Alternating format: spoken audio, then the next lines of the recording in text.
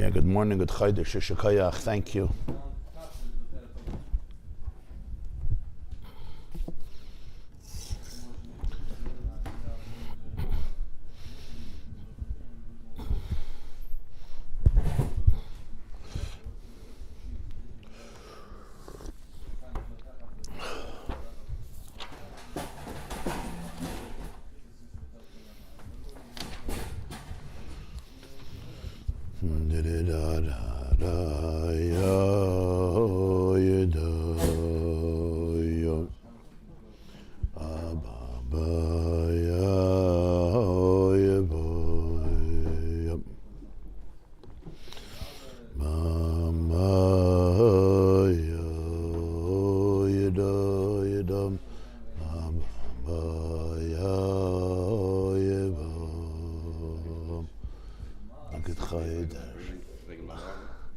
Avada.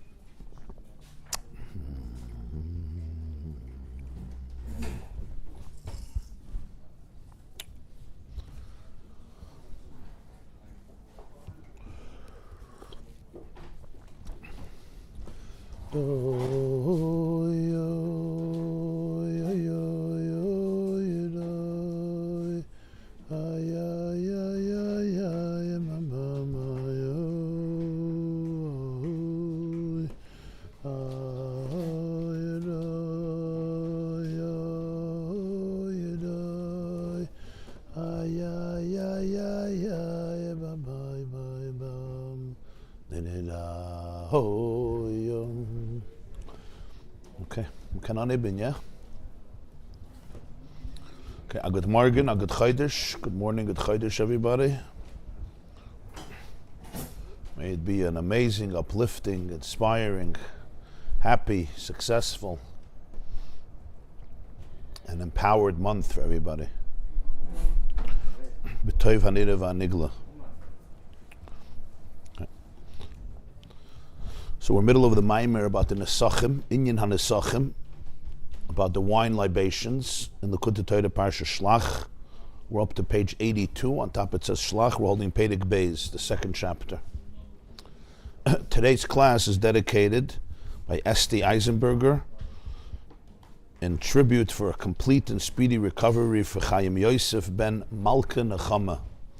Amen. La'arichis Yamim v'shanim tovos and a refuah kroiv and a refuah shleima.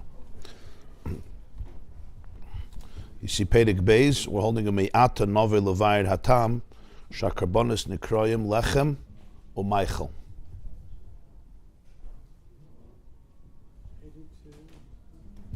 You see? Page 82, on top it should say Shlach, the second column. In the middle of the page it's a Beis, and the chapter starts U'Me'ata Nove Levayir. In the Hebrew numbers, it's Mem Aleph, column 4. Daf Mem Aleph, Shlach Daf Mem Aleph, column 4. Or Me'ata Nove Levayir.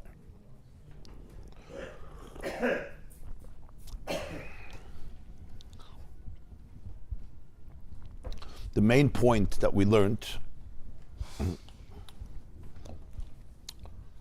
was that what's simcha, what is joy? The idea of joy, the Balatanya said, is gilui halam, which means that the inner self of the person comes out without constraints, without blockages. That is what simcha is. That there is access, we get access, conscious access to what he calls pnimiyus hanefesh, the inner core of the soul. And that's why happiness doesn't necessarily always look the same way. Simcha doesn't necessarily mean that I'm smiling, gazai. Simcha means that my inner core is open. Sometimes I may cry. It says in Zoya, the Rabbi Akiva, when he would learn Hashirim, he would say, Zolgu ein of Dmoyes, he would sob. Hashirim is not a sad, that's not Eov. Hashirim is the opposite. Hashirim is not Kahelas. Kahelas, I understand you can cry. Eov, you could certainly cry. Yirmiyah, you could cry. But Hashirim is all about love and affection and what's Veitsto. The pshat is, crying doesn't always mean I'm sad. It's not necessary. On the contrary, sometimes you're alive, you're fully in touch with the depth of your experience and with the depth of what is going on around you. So simcha doesn't necessarily always look a certain way. Avada, the simcha person is dancing and singing and smiling, but simcha really is that there's no blockage. That the pnimiyus hanefesh, the inner core of the soul comes out. That's how he defines simcha. That's what simcha is.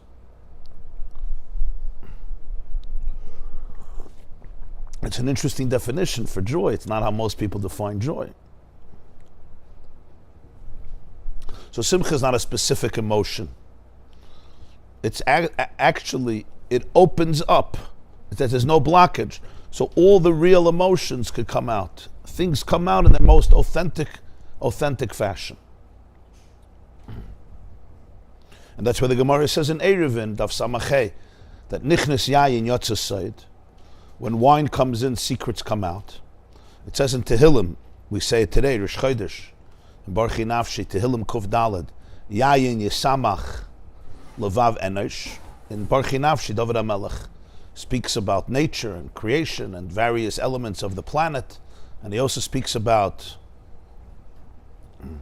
V'yayin Yisamach Levav Enosh. Wine rejoices the heart of the human. Lahatzil ponim mishamen. Oil brings joy to the face. V'lechem levav enesh yisot. And bread sustains the heart of the person. So nichnas yayin yotze soid, it's not stam a connection. Yayin is somehow connected to simcha, as we will see, as we learned also before. And what happens, secrets come out. So it's not just secrets come out, I speak about things that I usually wouldn't talk about. That's just the symptom. But the real idea is that there's an inner core that opens up. In order to explain what this means, the Baal HaTanya went into a long discussion that everything in the world has pnimius and chitzonius. And then there's what connects the pnimius and chitzonius, which is atzmius. And the main point was that everything in the world, everything, there's no mitzias. He says, "Kol dover animtze b'mitzias," has what's called pnimius and chitzonius. How did he define here pnimius and chitzonius? Doesn't only mean inner layers and outer layers. That's of course, like every onion, you peel away a layer and you come to another layer and another layer, another layer. But he says there's two completely opposite koiches. The koich hapnimius from the word poina is always facing upward. The koich hachitzonius is always facing downward. What does it mean upward, downward? Doesn't mean in space. I'm looking to the ceiling or I'm looking to the ground. Could be sometimes that too, but that's not. The point is, upward means the person or the thing is in a state of dveikus with its own elo, with its own source. In other words, there's complete attachment and oneness and connection from this reality to what its source is, where it comes from, where it emerges from. Complete dveikus. And in that attachment there's a wholesomeness, because I am attached to that which makes me who I am, which makes me whole. And mitzad pnimius, there's no need to step away from it and project. Chitzonius is the opposite. Chitzonius is when I'm not attached to my source, I become a source for others. It's where this reality becomes a source of hashpah, of energy, of a flow to things outside of it. That's the element of chitzonius. One is basically going up, resisting expression, projection, outward revelation, because all it wants is dveikus. All it wants is connection, attachment. And chitzonius is the opposite. It's the external part of the thing, which is the way it becomes a leader, a source for others that come from it.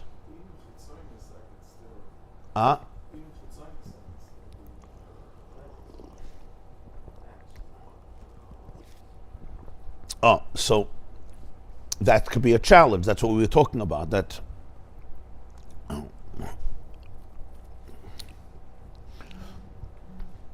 what are you saying? Zaymaz, say, explain what you mean.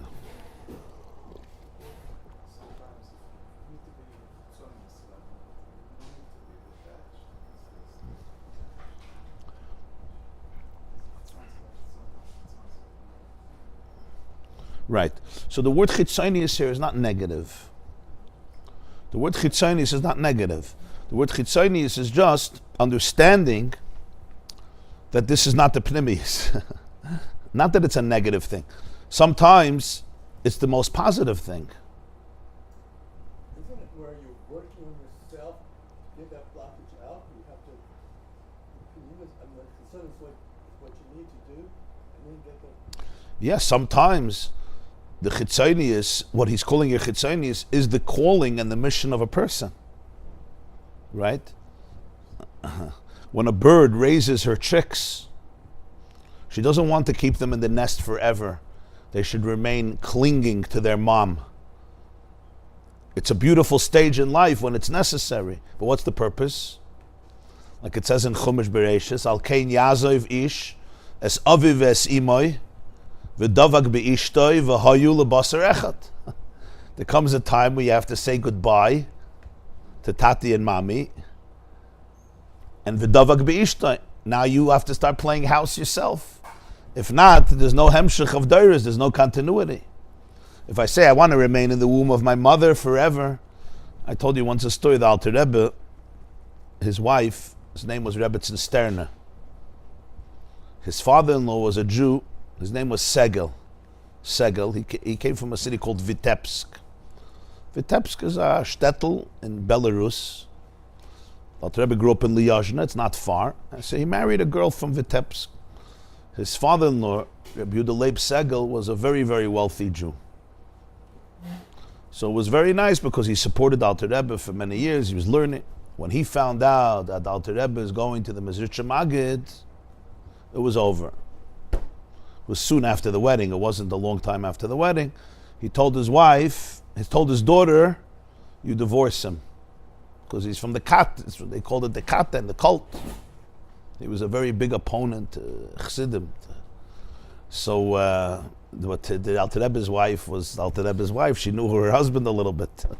So she told her father, sorry, you got the wrong girl. He put a lot of pressure, and he wouldn't support them, nothing, garnished. He didn't give them a kupke.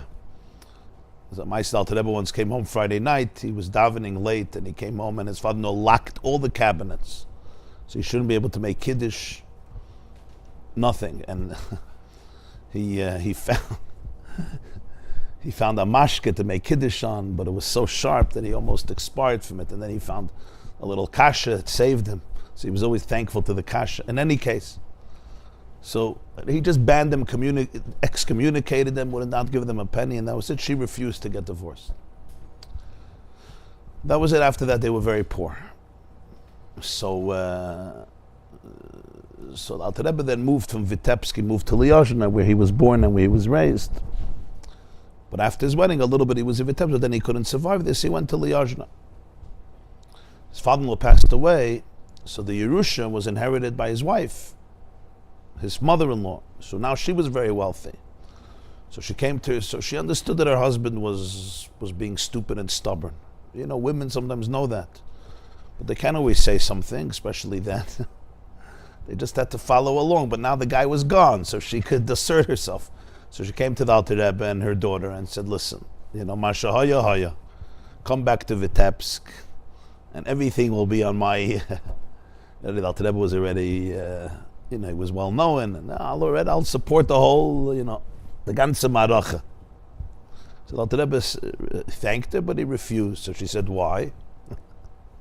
So he said that the Gemara says in Maseches Nida that when a child is in the womb of its mother, it's the best months of life. It says, Ein lecha toiva. There's no stage of life that is as geschmack as a fetus in the womb of its mother. It's like, the Jews in the Midbar, right? You have the man, you have the water, you have the clouds of glory. He said, but nonetheless, when you come out, when a baby comes out, it doesn't want to go back. Not because it was not good, it's wonderful, but it doesn't want to go back. So he says, by you it's amazing, but that's what he told the Shviga. So he never went back. So the pshat is, when we're talking about chitzonius here, it's not a negative thing. Sometimes that's the deepest calling of a person. It's called chitzonius because the person is stepping away from their own inner attachment with their source, where they don't need any projection whatsoever. On the contrary, they don't want projection. They defy it because all projection has the danger, and it's stepping away from me as an alul becoming an ilah. And in your deepest space, I just want to be connected to my source. I don't want to be visible. I don't need to be visible.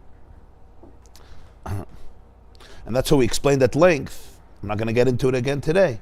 That if there's no pnimi, if the pnimius is not wholesome and healthy, so the chitzonius can be a replacement for that. And then it becomes dangerous.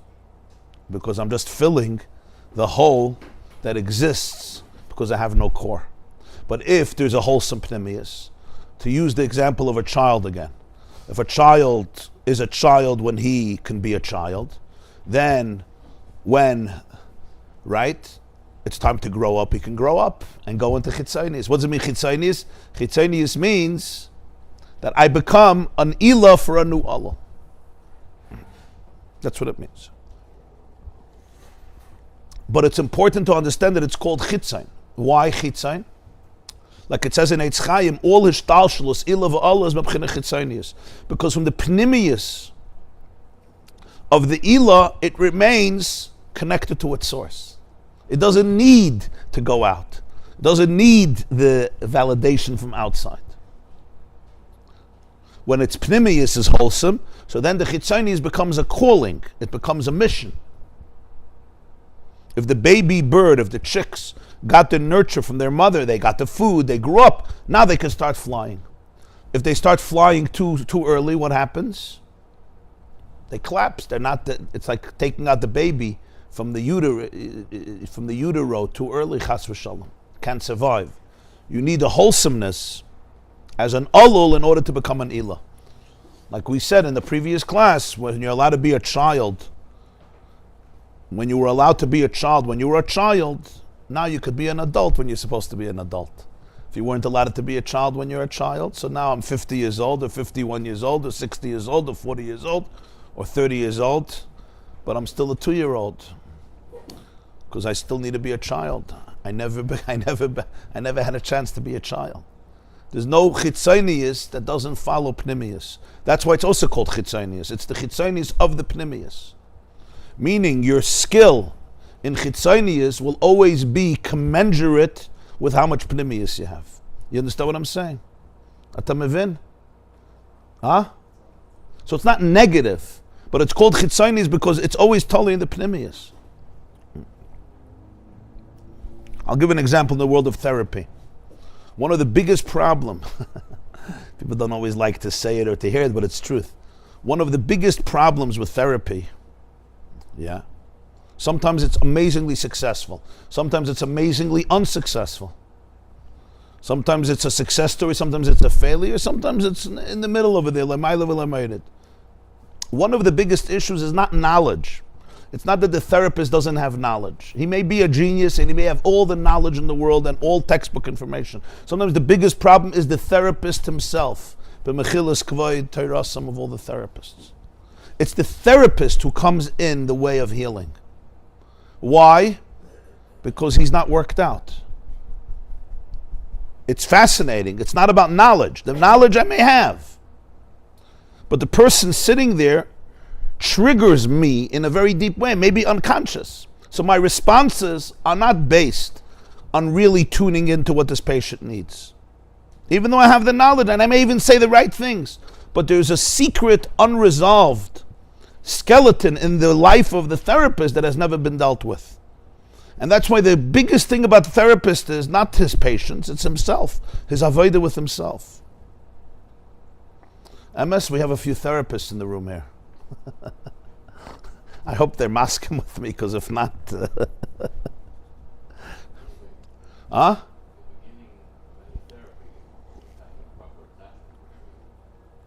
Yeah. But for that, so the therapist in therapy, it's chitzonius. What does it mean chitzonius? The therapist can't be a 2-year-old child now. But the whole chitzonius is depending on the pnimius. It's who you really, really are inside. How much I'm worked out. How deep is my own dveikus with my ilah. Now I could actually be a leader. I could step away from me and tune into you in a very, very powerful way. I could really suspend my ego and suspend my insecurity. Doesn't mean a therapist has to be a perfect person, but it means that he has that awareness to be able to go into that mode of becoming an ilah for an alul, because he is also an alul for an ilah.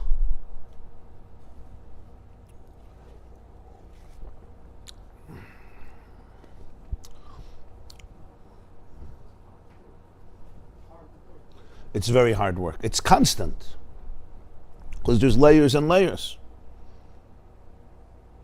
One of the biggest dangers in leaders, Rebbes or other leaders in different kinds, is that I become a leader and I stop being a student. The Lubavitcher Rebbe used to go to his father-in-law's oil in Queens, in Montefiore, someday very, very often. At least twice a month. Erev Rosh Chodesh and Tesvav. Then later years much more often, besides other days. And he'd spend there a very long time. He would read hundreds and thousands of letters there, and he would daven there. today over there, they already have have tents with houses, with cookies, with coffee. It's comfortable there. But when the Rebbe was there, the years, the 50s, the 60s, there was nothing there, and it was winter in a cemetery. There's no buildings to protect you, and he would stand for hours himself. So there was once a group of older Chassidim who was still by the Rebbe in Ashab. This is 1960. They went into the Rebbe. Prominent Chabad Chassidim. And they asked the Rebbe, they said that Chassidim dafen haben a gesunden Rebbe. Chassidim need a healthy Rebbe. So they asked the Rebbe if he could protect his health more.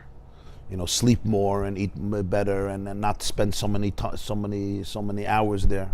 Because it was freezing and cold. And later they built the Rebbe a room over there. And they had heat, but that's much later. So the Rebbe responds to them and says, "Was is eich negeya? Why do you care that I spend so many hours there?" So one of them said, "Weil wir dafen haben a Rebbe. We need a Rebbe." So the Rebbe looked at them and said, "Ich darf euch haben a Rebbe." I also need a Rebbe. Ich darf euch haben a Rebbe. He said, "So you're going to take that away from me? You want a Rebbe, ich can't." Right? What are they going to say? But you understand the line. The moment I don't have a Rebbe, how can I be a Rebbe? That's the nekuda of Pnimius.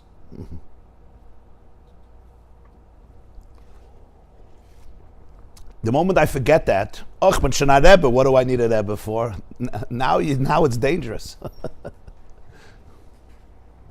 You understand what I'm saying?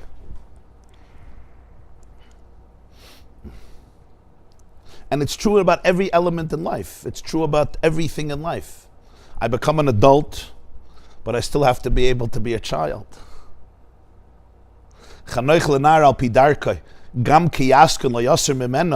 Doesn't only mean educate a child al pi darkai, because even when he gets older, he won't lose that.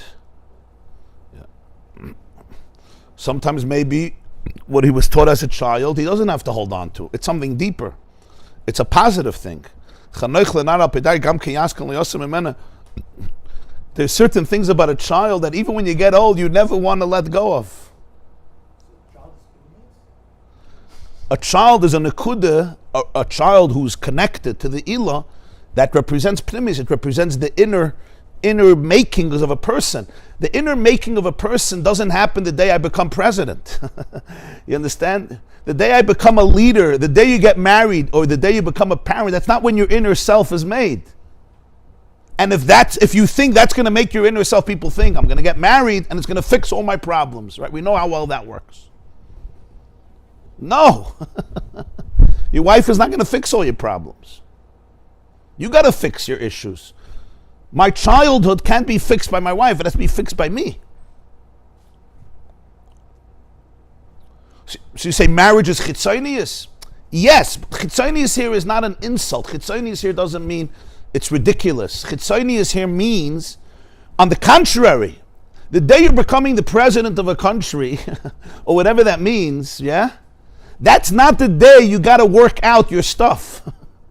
If that's the day you're going to start working out your stuff, I feel bad for the country. You could look at America today. So what does chitzonius mean? Chitzonius means I'm stepping away from my dveikus in order to become a leader for others. And that is chitzonius. Why is it called chitzonius? Because it's not anymore about my inner core. It's about my role as a leader. And my role as a leader, I have to think about you, not about me. If I'm a mother, if I'm a father, who am I thinking about? I have to think about my children. If I'm a spouse, I'm thinking about my spouse. That's why it's called chitzonius. The connection between the two koiches in a person, the koich to go up, the koich to go down, he says that's the atzmius. There's someone going up and there's someone going down. And the atzmius is who you are. Not where you come from, and not whom you're affecting, but who you are. And that atzmius, that core, like I said, is the becomes an elevator that can go up to the penthouse, it can go down to the basement. It synthesizes the two.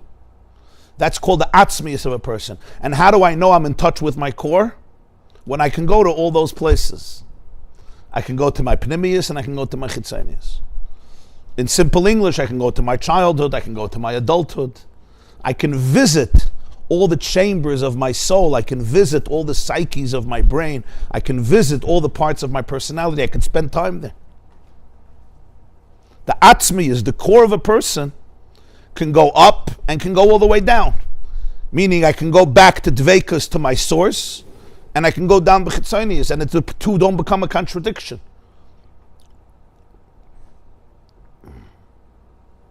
And that means that even when I'm in a like he said, like a Bazil said, even when I go into my chitzonius, I don't lose touch with my dveikus. And he explained that was the difference of Avram, Yitzchak, and Yaakov. Avram is hashpah. Avram is chesed. Yitzchak is gvura, fire, going up, yira. And Yaakov is the bria chatichen. It's the atzmi is connecting the two. It's connected to Chabad, Chagas, Nehi, as he said earlier in the Maimer. The idea now of simcha means that the pnimius and the chitzonius don't remain two separate worlds. That's where he comes back to simcha. The idea of simcha is that my inner core is present in my outer self. It's not a separateness anymore. It's not two completely different worlds. So that's why after the whole explanation of pnimius and chitzonius, the idea is that the pnimius hanefesh comes out from a place of helam to a place of gilui.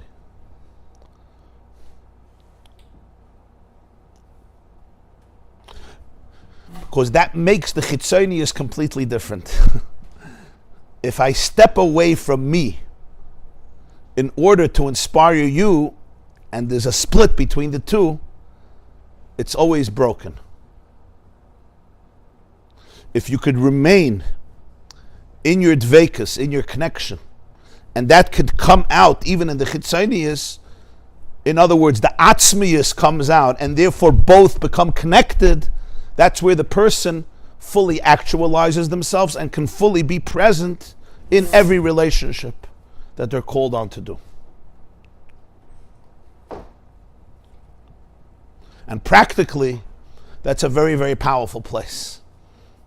Because what often happens in life is, I don't even know about my pnimius when I'm in the world of chitzonius. It's like two separate worlds. And it's so easy to get overwhelmed and very distracted because I'm not anchored in my essence. When a person can be anchored in their atzmius, so now the pnimius and the chitzonius could come together. And he says that's the concept of simcha, that the pnimius, hanefesh, comes out in Revelation. To give one practical example for this, there's a lot of ways to explain it and illustrate it, I'm sure. But just to give one practical example for this in a person's life is very true maybe in parenting. I think it's a good mashal. As a parent, I'm not in a state where I'm a child. You can't be a child. You need to take responsibility. You're a mashpia. A parent, a teacher, a pedagogue. You're in the b'china of being mashpia. You're not an olul, you're an ilah. Olul means I'm receiving, but here I'm giving. But if when I'm giving, I am still connected to my state as a child, so to speak, and there's a free link, there's a flow between all the parts of me, so then the chitzonius, the giving, is much, much more rooted in truth and authenticity.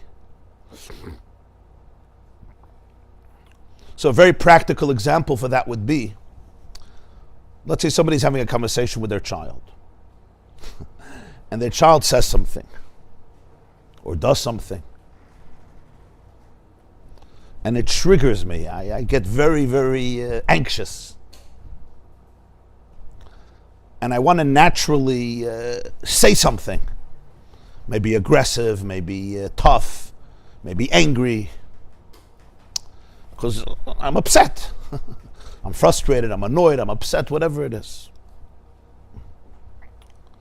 What's the healthiest thing I can do at that moment? Besides being quiet. If I can go back to my pnimius, from this moment, I can parent from my pnimius. I can go back and ask myself in simple English, what just happened? What just happened inside of me? And you know what you may find? You may find something fascinating.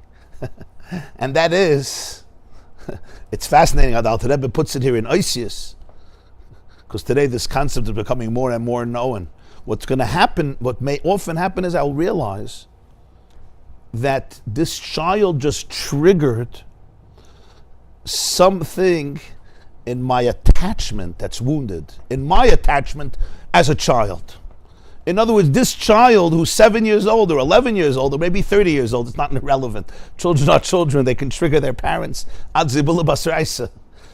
this child brought me back to a 3-year-old. It's hard to admit, but that's the truth. In other words, what he said or she said or what they didn't say brought me back to a wound that I have, to an attachment wound that I have. Wow. The moment I could become aware of this, now I have to ask myself, is my response going to be just to avoid that awareness or to numb that pain? Or I'll be able to take care of my pnimius in a whatever way I could, maybe just through breathing and noticing it and giving it compassion, and then choosing to respond to my child in the way that will actually help the child grow. In other words, I'll be a real mashpia. But what if I'm not in touch with my pnimius? What happens? I'm only in a place of chitzonius. I'm only a mashpia. I'm not a mekabel anymore. I say I'm an adult. So, if I'm angry, it's because my child is such a horrible person. Of course I'm angry. You're such an ungrateful, spoiled brat. You understand what happens? So now I'm screaming at the child. So what just happened? 2 crimes. First of all, I neglected the child and I neglected myself. 2 crimes. It's called killing a bird. What do they say? 1 stone killed 2 birds in a negative way. Literally killed 2 birds. What's that, killing a bird? You don't let it fly anymore. You don't let the child fly, you don't let yourself fly. Why? Because there was no link. There was no link. Going back to my dveika's place doesn't mean I become less of a mashpia. It means I become more because I'm more aware, I'm more honest, I'm more authentic. So now I can actually be fully present with my atzmius. For this, you have to be in touch with your own core atzmius. Atzmius can go from one place to another place. The elevator can go up to the highest floor, you know those skyscrapers. It can go up to floor 89. It can go down all the way into the sub cellar with the garbages. The elevator is not afraid. The elevator is not afraid to go to all the parts because the inner core self can go visit everything. How do I know that I'm in touch with myself? I can go visit all the parts of me.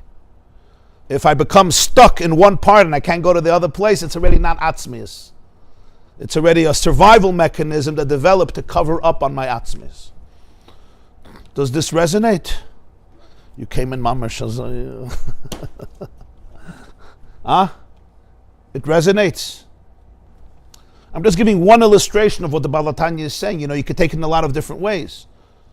But that's one example, what it means to be mechaber, the pnimius and the chitzonius. And then the chitzonius, meaning my role as a leader, as a giver.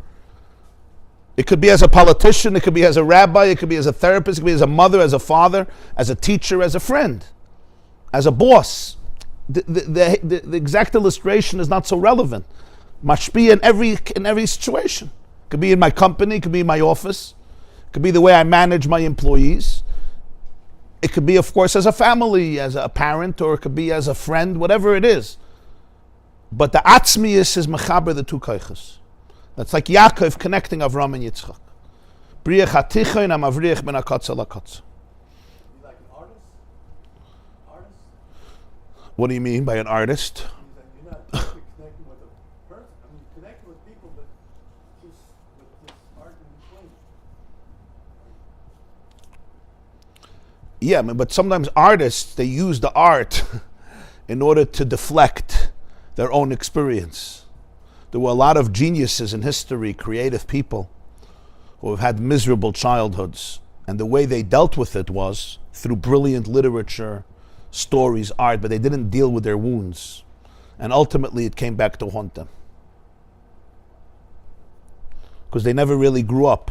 They used their literary genius to paint pictures of the experiences they had, but they didn't have the self-awareness to really go into themselves, into their bodies, and feel everything they were experiencing. So they inspired other people, but they didn't know how to inspire themselves. And many of them, they became very sick at young age, or they took their lives, because there's no substitute for that. I cannot have other people heal my pain by becoming a source of inspiration for them. We think we could, and talented people sometimes think they'll do it that way. They'll change the world. There was a person once told me, actually a woman once shared this with me. She's an older woman, I think almost 100. She shared this with me a few years ago. She had a relative, who was a very talented person. And he went into the previous Lubavitcher Rebbe, Rabbi Yosef Yitzchak. He passed away in 1950, Yud Shvat. In the late 40s, he went into, and he wrote a kvittel, he wrote a pan. And in his note that he gave to the Rebbe, this is the 6th Lubavitcher Rebbe, he said that he asked the Rebbe Rayatz, a blessing and advice. He wants to change the whole world. This is in the 1940s, before WhatsApp.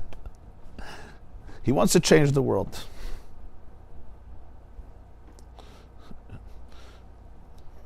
So she told me, she was a relative of his. You know, the Rebbe Rayatz looked like, yeah, there's pictures, videos, it was like a Malach Elikim. So he picks up his head, he looks at him, and he says, Junger Mann, hast noch nicht übergearbeitet ein Midde. Young man, you still didn't completely heal one middah of yours. That was it. You understand what he was telling him? Mm-hmm. You still didn't deal even with one middah of yours.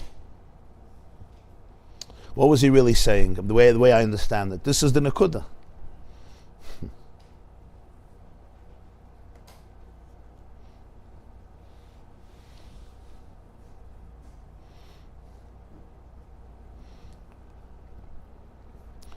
A person may think, especially a talented person, I'll change the world. Of course I'll be transformed in the process. How could I not be? I'll be the one who changed the world. If that's not rooted and anchored in absolute pnimius, there's no way you're going to change the world, number one. Equally important, there's no way that's changing you. In fact, you're going to become more miserable. Because after all your success, you'll see loy naga v'loy paga.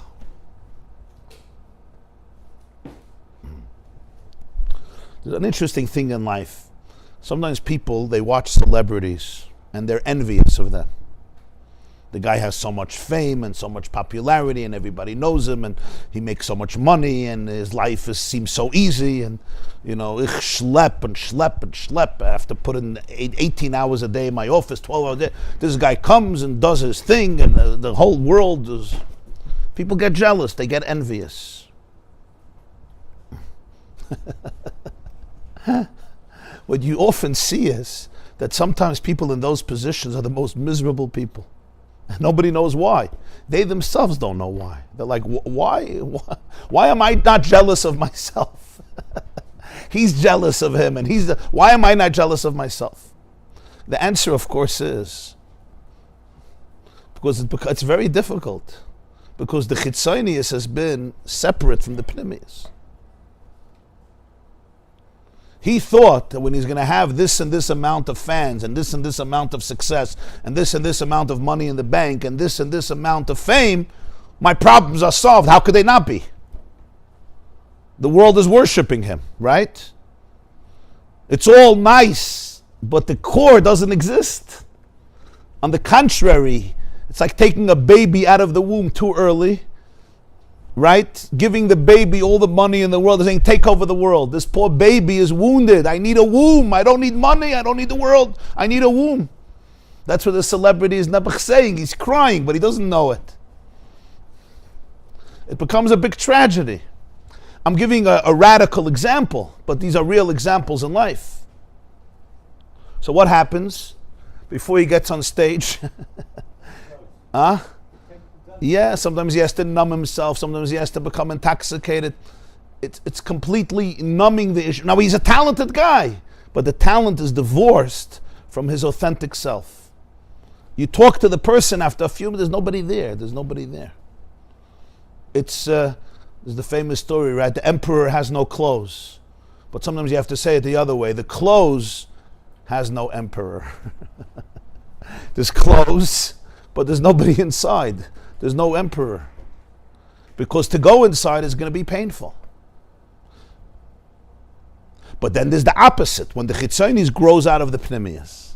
Meaning Hashem gives you a talent. It wasn't there to be wasted. It was their taka to change the world. But it's not I'm changing the world so you could tell me that I'm valuable and live off the validation vicariously. So when there's atzmius, when a person become in touch with their core, they can visit both places. They can synthesize both. There's moments you go into a place of dveikus, and there's moments you're called on to become a source. I can't go play in a place of dveikus. Moshe Rabbeinu wanted to remain in a place of dveikus. He could never be Moshe Rabbeinu. He had to lead, he had to inspire. Like the Rebbe told them, Ich darf euch Rebbe. So therefore there's moments I need to go into my own relationship with my Rebbe. They say during the war, there was a woman and she was trying to feed her family. And there was little food. But when she got food, she knew she has to feed her kids. But she also has to feed herself to be able to be a mother. They were little babies. So she once locked the room and she was eating. So the kids were knocking. They said, "Mommy, what are you doing?" She said, "I'm creating for you a mother." I'm creating for you a mother. In other words, if a mother is only a martyr, if I'm only there for my kids, but I don't eat, I don't sleep, I don't have an existence, so what type of mother am I ultimately going to be? So now I need my kids to fill up my own void. To fill my own void, I won't even be able to be an authentic mother. You want a real mother, you need a mother. You need a Metzias.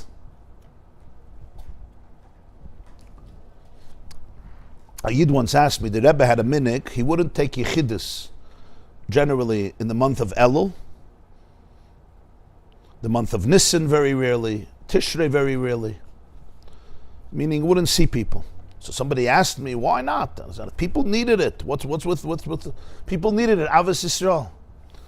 I said, Poshet. It's the opposite. A Rebbe is not a vending machine. It's not you put in a quarter and you get candy. You put in $7 and you get a tuna sandwich. That's not what a Rebbe is. It doesn't work that way. The person you're looking for needs to be that person. If he doesn't have his time where he could become the person he needs to become, you won't have a Rebbe to go to. In simple English, if I don't have my own connection with God, who am I coming to? Who are you coming to? If that person doesn't have his own connection, who are you coming to? You're coming to the person who became famous. That's what you're looking for. You're looking for the pnimius. So the person needs to be able to spend time with that. You understand what I'm saying? You can't fake this. You can't substitute it. My introductions take longer than I planned to. You can ask. You have to work on yourself a lot. That's the chisonis, and then once you work on yourself, you feel that circle. The simcha, he says, gilui elam. When the neshama, when the pnimius is open, that's simcha. That is simcha. The example of a parent becoming triggered. Do this while you're triggered, or rather, Good question. Can you do this while you're being triggered? Or even better, my child falls into something that I went through. It triggers in me the pain that I Of course, of course. That's a similar question. The child falls prey to that which the parent fell prey, so it triggers their whole experience. So sometimes when we're triggered very, very heavily, at that moment, there's very little I can do. I'm too overwhelmed, I'm too angry, I'm too upset. But I have to be aware of that. If I'm aware of that, I may tell myself, this is not a time to open my mouth. The Baal Shem Tov once said that when a person is angry, they should not open their mouth for 61 minutes. Not 60 minutes, 61 minutes. Why? Because we all know, we have seen people who during their anger, they got divorced, they sold their house, they moved out of their neighborhood, they sold their business, all within the hour of being angry. I'm not in a place where I'm making decisions from my core. I'm not. I have to respect that. So maybe in the middle of the trigger, I have to just be able to respect the fact that I'm going through a lot, that something has been opened. There's a wound that's open, and if a wound is open, right, I can't make the most rational and loving decisions. Maybe I need a Band-Aid, maybe I need a shower, maybe I need a nap, maybe I need to go take a walk, maybe I need to breathe, maybe I need to call somebody, whatever it is, maybe I need time alone, and that's fine. We can go back to the conversation tomorrow, nothing is going to happen. You understand what I'm saying? When a person does this for a while, we usually exercise those muscles. So the more you exercise a muscle, the more easier it becomes to use. Like muscles, either you use it or you lose it. So when you exercise those muscles, you already become much more accustomed to it. But this is an avoida pnimis. It's internal avoida. It's noticing what's happening inside of you. It's being aware. It's being curious. It's also very humbling because we realize that we're all children. It's humbling. It's not an easy thing to acknowledge. A lot of people make fun of these types of ideas, right? You probably know that. Oh, your child, everybody's a baby, right? It goes together with trauma. Everybody has trauma, everybody's a baby. That's not what chinuch is. Do it like we did it, like we had it. You do what you have to do and that's it. It's called respect. What are they really saying? Nobody allowed me to feel my emotions. So why should I allow you to feel your emotions? When I was 10 years old, somebody allowed me to feel my emotions. Somebody asked me about my emotions. So why should I allow you to feel it? Hillel said, what's the whole Torah? What you dislike to be done to you, don't do to somebody else. So now sometimes what's the whole Torah? Exact opposite. If this was done to me, this is what I'm going to do to everybody else. Nobody asked me. Somebody even thought about my feelings. I never thought about my feelings. I didn't even know there's such a thing. I have feelings. I didn't even know it exists. Not only nobody asked me, they did such a good job that I never even knew there's a mitzvah called feelings. So now I'm supposed to worship your feelings. So what do? We call it avodah zarah. It became avodah zarah. Noticing feelings is a new word, avodah zarah. What's the avodah zarah that you notice feelings? That God created your body and your soul and your mind, and that your system is sacred, and that you have an inner core and an inner self. You have to ask the question, though. People who do take this, people who do internalize this message, does it make their avodas Hashem better or worse?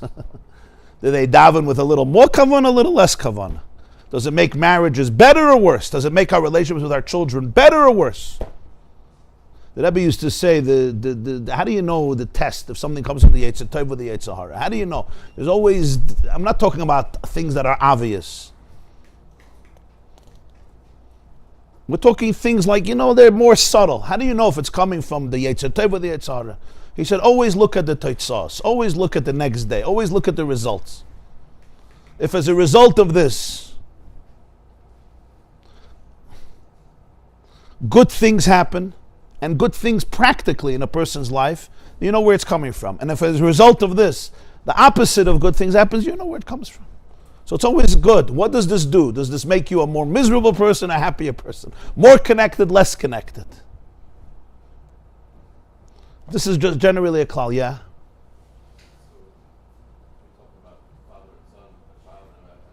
Yeah.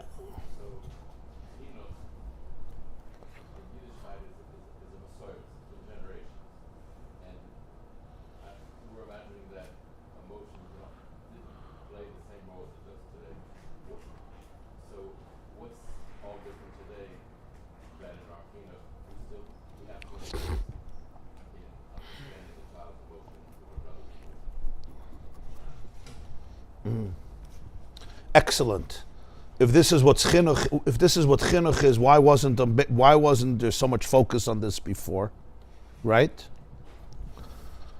It's a very good question. So there's different aspects to it. One, we'll talk about, one is a negative and one is a positive. The negative is when people are in survival mode, they can't deal with emotions. It's even in the brain. In neuroscience, we know that. When I go into my amygdala, what's called the stem of the brain, that's the survival part. That's what we share with reptiles. It's called the reptilian brain because we share that with alligators, crocodiles. It's responsible for survival. It makes sure that the heat is fine, the warmth in the body. It makes sure that we're breathing. It makes sure the blood circulation is right. It keeps us in survival mode. When I'm in that space, I can't function in a more expansive place from my limbic brain and my prefrontal cortex. I'm talking about what we know today in the brain. Very often, we and others, and especially in earlier generations, were in survival mode. They were trying to survive, and they did an amazing job surviving. And when you're in survival mode, the main thing is just to survive. That becomes the calling. And surviving negates other stuff because my energy, all my energy goes in to survival. And that becomes the way I navigate life. I have no mental space and no expansiveness to be able to do anything else. And our people suffered a lot. And therefore we were often in survival mode. It's not a judgment, it's just being aware. We even see it today. Today, Baruch Hashem, most people are not in survival mode in the sense of an outer danger, but internally, we kept that up. You can even see a child who went through difficulty as a child, right, in a unique way. They often go into active survival mode. I'm just trying to survive. I don't have the luxury and the mental space and the freedom and the security and the safety to be able to even to notice my emotions. Nobody saw them, nobody soothed them. Children have to be trained with this. Somebody has to see it. Somebody has to soothe it. Somebody has to make them feel secure and comfortable. So that's one element. But there's also a positive element. And that is, the closer we get to Geula, the deeper the relationship with Hashem that we're called upon. What's the difference between Galus and Geula, spiritually speaking? It's not just the difference if Jews are living in America or they're living in Eretz Yisrael. There's Jews living today also in Eretz Yisrael. They also say, "Mepnei chateinu galinu ma'artzenu." Exile is not about geography only. Exile is about existence. In an exiled state, my inner self is in exile. In a Geula state, my inner self is completely out there. So there's a relationship that is more Galus-like relationship. So I do everything, but I'm stuck. And then in a relationship that's a Geula type of relationship. It's expansive. It's redeemed. And as we get closer to that stage, the old model is insufficient. It's like in halacha you have erisin and you have nisuyin. It says in Medrash, an interesting Medrash Shabbat Parshas Boy. Till Mashiach comes, it's erisin with Hashem. Ve'erastichli. La'asid lava yiyu nisuyin. What's erisin and nisuyin? You're familiar? Erisin is you get married. You mekadesh the woman. Now, if she wants to go to somebody else, she needs a get. She's an Eishes Ish. Okay? But they're not living together. She lives in her parents' home, and he lives wherever he lives in his parents' home. And then they used to wait 12 months, and they would make a chuppah, and that's when they had Nisuyin, the second stage. They have a chuppah, and have a meal, and dance, and do Sheva Brachas, and then they would go home together and start playing house. They waited 12 months between Kiddushin and Nisuyin. Those 12 months, they're fully married. They're fully married halachically. She needs a get. He has to be loyal to her, she has to be loyal to him, but they're not living together.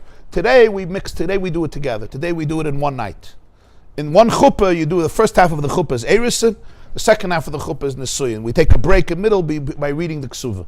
Why do you read the Ksuvah under the chuppah? Why does everybody have to hear me talking in Aramaic, me speaking in Aramaic, whoever is reading the Ksuvah? It's a break between the Erusin and the Nisuyin. First half of the chuppah is Kiddushin. He puts the ring on her and says, Hayat Mekudashas. Now they're married. They take a break with the Ksuvah, and then starts the second half of the chuppah, the Sheva Brachas, that's connected to the Nisuyin, and that's completed with the Yichud room. They go into a private room. You understand? So the Medrash says, till Mashiach is Eris, and after Mashiach is, what does this mean? It means you could be married to somebody, but you're not living in the same house. So you don't spend time with each other. You're certainly not in the same bedroom. There's no intimacy. You're married. So what's the definition of marriage? The primary definition of marriage is that you're not married to anybody else. But now I want to ask you a question. If you stay by Eris and you don't go to Nisuyin, what type of marriage is it? We're married, but we're separated for life. Huh? It's tragic, right? The Eris needs to be to the Nisuyin. It's machlekes between Abaya and Rav, an interesting machlekes. Kiddushin. She'ena Mesurin Labiyah, if Shmam Kiddushin or Ein Shmam Kiddushin. You know the machlekes. If you get married, and it's impossible to bring to the place of Biyah, intimacy. For example, somebody's Makadosh, one of two sisters, and they both say, yeah, and he doesn't know which one. So it's machlekes if it's even Kiddushin. The purpose of Kiddushin is to bring to Biyah, to bring to Nisuyin. So the Medrash says, till Mashiach comes, it's Erusin. When Mashiach comes is Nisuyin. What's Nisuyin? Nisuyin means full-fledged relationship. So when you have a full-fledged relationship, it's all about the full person there with all my emotions, with my entire heart, with my entire brain. You can't cut out any part of the person.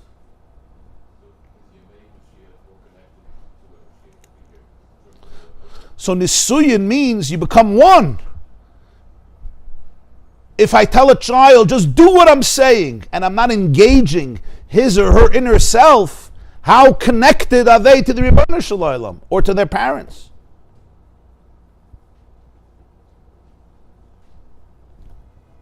So discipline is important, but discipline is a means for a connection, not a substitute for a connection. People think, if I discipline you and I scream at you and I get you to do what I say, okay, let's say even without screaming, but I get you to do what I say without engaging who you are and how you feel, I was successful. I was successful in dealing with your external self, but not with your internal self, not with your dveikus.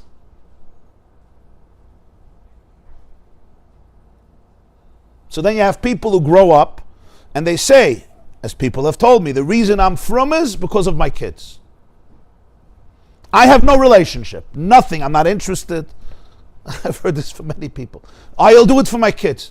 So I tell them, gewaldig. And what are your kids going to do? They're going to do it for their kids. And their kids are going to do it for their kids. So there comes a generation, you say, which generation are we doing this for? The kids who do it for their kids, who do it for their kids, who do it for their kids. Nisuyin means right now. There's a relationship right now. Now sometimes a person is struggling with something and they make a decision based on their children. That makes sense. You have children. You care for them. You care about their future, their stability. That makes a lot of sense. But when that becomes the definition of Yiddishkeit, it's pretty sad.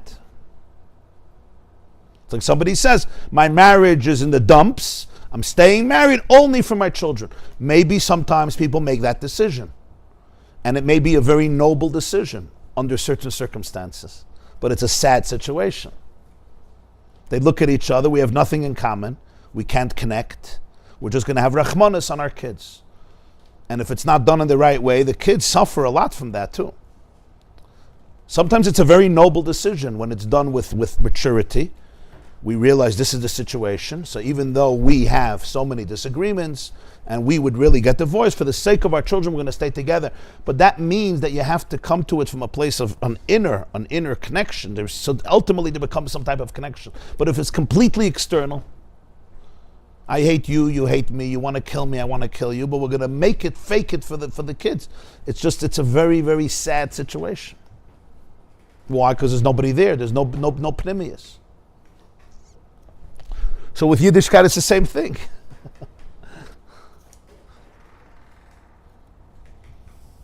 Engaging emotions doesn't mean I don't want results. It means I want real results. I want deep results. Think about a marriage. Tell a husband and a wife, it should just look to everybody that you're getting along. What's happening emotionally, I don't care. Will anybody say that? So why with children, I don't care about your emotion? Are we really so stupid to think that 4-year-olds don't have emotions? That 2-year-olds don't have emotions? They have deeper emotions. Their emotions have not yet been covered up and camouflaged and painted and forced into a certain mold. They have more emotions. So if anybody would tell a husband and a wife, I don't care about your emotions. Just make believe you have a great marriage, smile in the street, and that's it. What's happening? I don't care. That somebody thinks that's the real approach of Yiddishkeit. That's what we should celebrate. So with spouses, nobody would say that, right? So with children who have more emotions, whose emotions are just developing, whose emotional self will be responsible for their entire life, it's really right to say that this is the vision of Judaism, to ignore it and not to engage it. I don't know, it's hard for me to believe and see any truth to that. I understand when somebody says, don't turn every emotion into God and don't worship every emotion, but that's very different than completely ignoring and repressing emotion. On the contrary. But what's usually what often happens is, if nobody gave room for my emotions, so that's the motto with which I live. That's the MO. So why should I give room for your emotions? A mother reached out to me by email. Her children are older, and they're coming to her with complaints about her mothering skills and techniques. And she tells me she gets very, very upset at them. She says, where's Kibud Aim? I never spoke like this to my mother. My mother was perfect. She says, you think my mother was perfect? She writes to me. Should I tell you what my mother did? And I tell my kids, you should have grown up in my house. And you would be thankful to me. What are you guys, obnoxious? You're rude, you're self-centered, you're spoiled. She writes me this whole email about these arguments she's having with her children. She's very, very upset at them. There's no kibud aim. No, what's happening here? Tell me. What's happening here? I'm not talking about all cases. I know there's exceptions, and sometimes, there's children who are not ready to look at their own demons and they're blaming everything at their parents. But what's really happening in many of these cases? These children actually want to have a much deeper relationship with their mother. But something is bothering them. Maybe they feel that they weren't noticed, or they were neglected, or things were done wrong. So they're bringing it up to their mother. I explained this to her. So what's her opportunity? What can she do? She could actually listen to them. And instead of becoming defensive, try to understand them and connect with them and make them feel understood. And really look at herself and ask herself what's happening inside her when they say this. And maybe have a real open and vulnerable discussion with them that will allow these children to really be able to have a mother finally. But that's very hard to do. because her own survival is triggered, right? If she felt these emotions at 6, would she be safe with these emotions? Of course not. She knew she has to be a good girl to please her mother and father. So now, when they're bringing out these parts, what is it doing to her? At 6, she screamed at herself. Shh, don't feel, just do what mommy says, do what tati says. So now when they're bringing this up, she's screaming at them like she once screamed at herself unconsciously when she was 6. What do you want? It's hard. So she's going to have to go revisit her own wounds. That's an example where a mother needs to go back to her own childhood and say, wow, yeah, this is painful. And it's not about judging. It's not about judging. Her mother was in the concentration camps, for heaven's sake. She was supposed to feel. What do you want? She lost everything. She got married. She built a family. She gave her whole heart and soul with Mesiras Nefesh. Let's give credit where credit is due. She didn't have the luxury to feel and say, but I'm feeling bad. She would start feeling bad. She would give up on life. She had too much pain. These Jews, they had to shut down their tears. It's not their fault. You can't blame them. We can't judge people. We have to have empathy. But empathy doesn't mean I have to repeat the same mistake and call dysfunctionality functionality. I'm saying this with a lot of respect. I'm saying this with a lot of empathy. Even we who grew up in luxury, Baruch Hashem, right, shut down. So understand a generation that saw the horrors of horrors and saw the worst pain in history of humanity. I understand. I can have a lot of empathy. We need to have a lot of empathy. And the more empathy you can have, the more you could say, wow, I get it. But this is, I don't think that for eternity, this is how we have to respond. By not allowing a child to share with a mother maybe mistakes that have been done, and parents can take accountability. And say, you know, I was trying to survive and I'm sorry. Now, I know that I'm going to make a disclaimer because sometimes there's children, you know, their parents are honest and their parents are being accountable. But the children themselves are not looking at their own pain and they're just deflecting. That's a whole other issue. We all have to challenge ourselves. Parents have to challenge themselves, and adult children also have to challenge themselves. You know, I also have to take responsibility for my attitude, where I am today. My mother and father can't remain eternal culprits. Whatever, everything has to be dealt with in a respectful and authentic way. There's so many different situations. But that's the point. I told his mother, you're depriving yourself of such growth. What are your children going to do based on your response? She said, oh, well, they already did it. They stopped talking to me about this. They're respectful people. They talk to her. I said, look, so the relationship will remain external. They'll never come to you for any serious thing. That's what you'll gain. Why? Because they can't trust. The moment I tell you anything I'm feeling, I'm going to be attacked. I'm going to be misunderstood. So you just stop. Well, imagine you would have embraced it and made them feel understood and listened. Makes sense what I'm saying, no? Huh?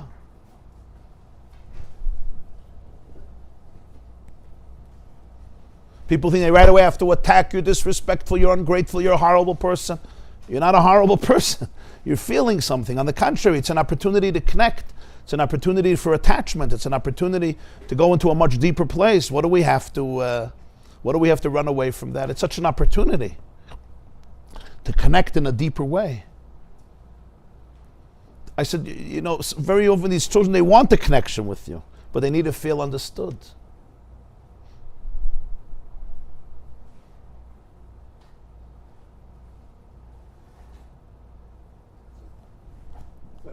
I heard from a father, this Shabbos. He wrote a book. He's a therapist. The book was very successful.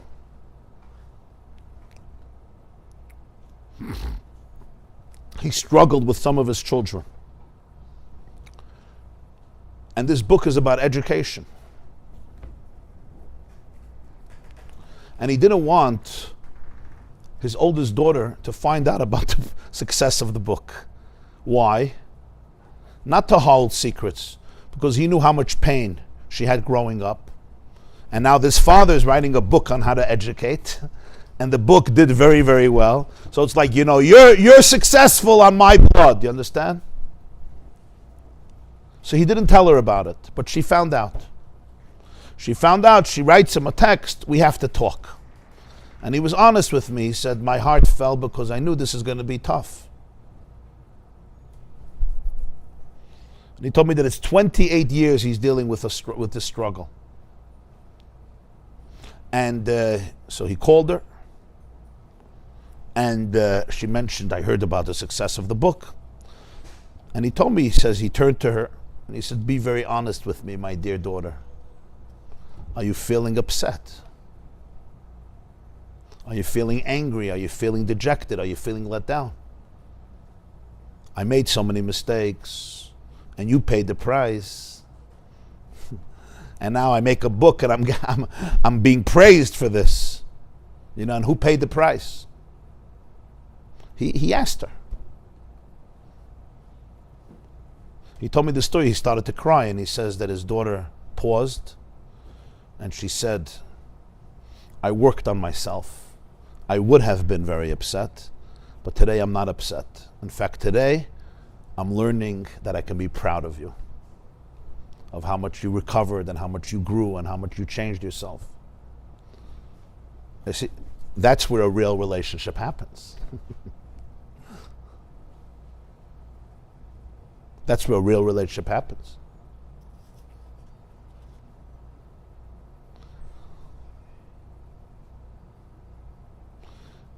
He couldn't have forced her to come to that place. You can't. But she saw her father genuinely working on yourself, and I know him well. He works on himself. She saw it. She had to work on herself. And in that process, she can forgive. She could not be upset, and she could say, I'm proud of who you are. That's an amazing moment. So now the parenting is not divorced from childhood. This is all an illustration of what it means to be in touch with your essence, to be aligned with who you really are. And then even as a parent and as a grandparent, I could still acknowledge that I'm a child. And instead of blaming you, I can go into myself and find deeper healing from there. Verstehst du, Pshol?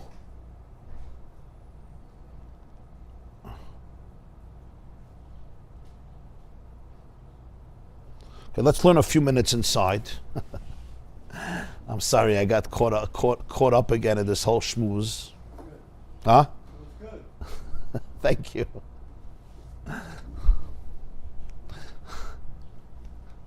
No, Israel asked the question if chitzonius is bad. So to explain that chitzonius is not bad, I explain it's not bad. On the contrary, it may be your mission. But you have to know what it is. It's stepping away from my dvekas in order to be a leader. In order to be a mashpia. So after all of this, we'll learn mamash a few minutes. Base.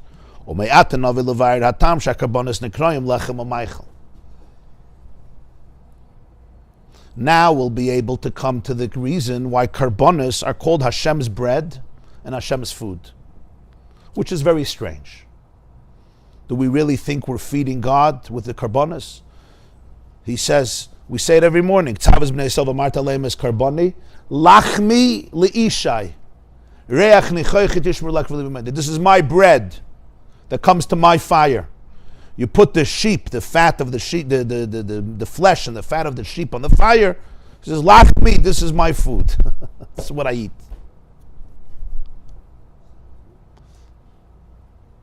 And that's what it's called. It's called Kavayachal, we're feeding Hashem.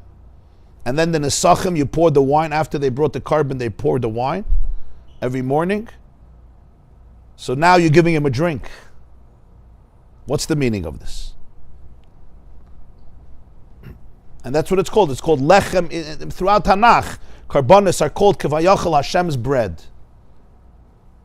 Hashem's nourishment. What does this even mean? So the Balatanya says, Kihine Pu'ulas hamaychel lechaber chiyus hanefesh im haguf. So he says something very powerful. Food is not necessary for the soul itself to live. The soul lived before birth without food.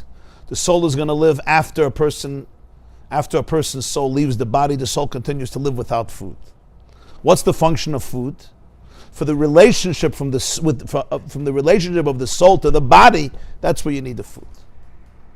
Food doesn't create the neshama. Food doesn't create life for the soul. What food does is it allows the body to be able to be fused with the soul.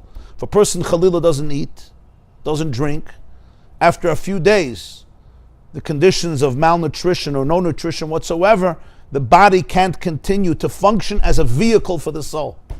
It shuts down. The souls are not replenished. The body doesn't get the nutrients it needs. There's no blood.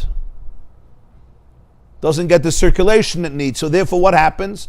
The machine, it's not a machine, it's a guf, but the machine, right, it gets too broken, it cannot facilitate, it can't channel the life, the consciousness, the chiyus, the vitality, the vivifying power of the soul. So what does Michael do? It connects. That's what it does. The neshama doesn't need food to live, doesn't need bread to live, doesn't need vegetables or fruits or water to live. But the body needs it if it's to be connected with the soul. That's what he says. Ki hine pulos hamaychel lechaber chiyus hanefesh im haguf. That's the function of a maichel. The function of food is, what does food accomplish? It connects the life of the soul with the guf, with the body. Even though the soul itself has the ability to vivify the body, it has the koyach ha'hispashtus. We spoke before that the soul also has pnimius and chitzonius. The pnimius of the soul is its own dveikus and its source. The chitzonius of the soul is the way the soul becomes a mother for the body. It becomes a source for the body. So the soul has a koyach on its own. It has a koyach to bring life to the body. That's true. But the body will not be able to become a vehicle for the soul.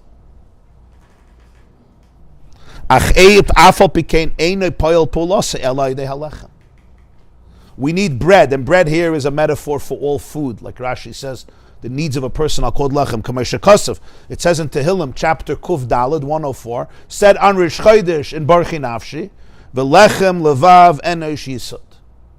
Bread sustains, supports the heart of a person.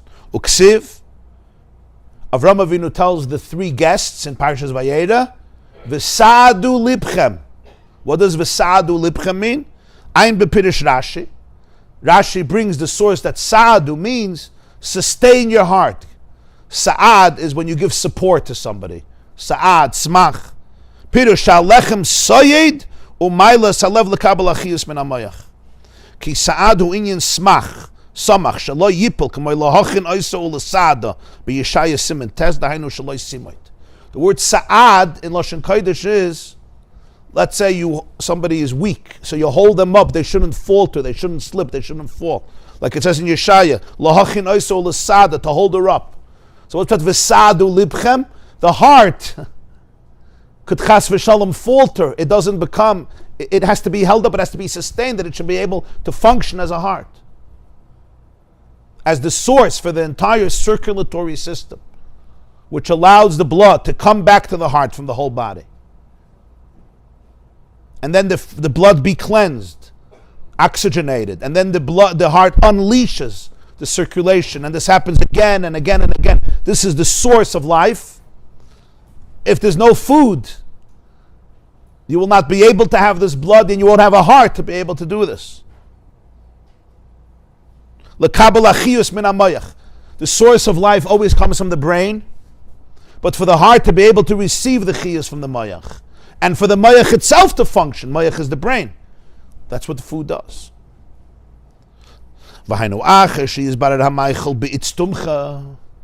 It's not just enough to eat. First, the body has to be broken apart in the itztumcha. You know what itztumcha is?